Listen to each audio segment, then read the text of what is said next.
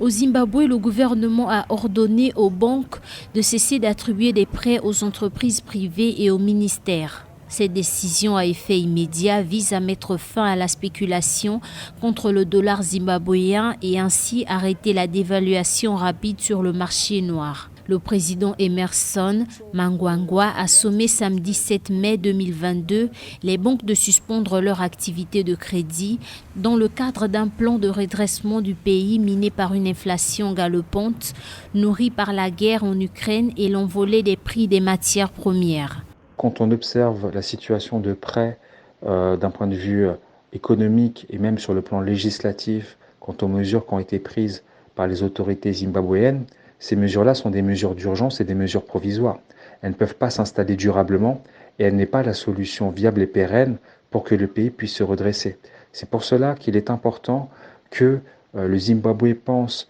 notamment à investir et à augmenter ses recettes étatiques. Cette décision intervient après que des enquêtes ont révélé que de nombreuses entreprises empruntent d'importants montants en dollars zimbabwéens qu'elles acheminent ensuite vers le marché parallèle pour acheter les dollars américains, une monnaie dont elles se débarrassent plus tard lorsque le taux de change se déprécie pour atteindre un sommet de 1 dollar américain égal à 400 dollars zimbabwéens. Pour pouvoir déployer une reconstruction de son économie où elle ne peut pas se priver de prêts bancaires puisque en appliquant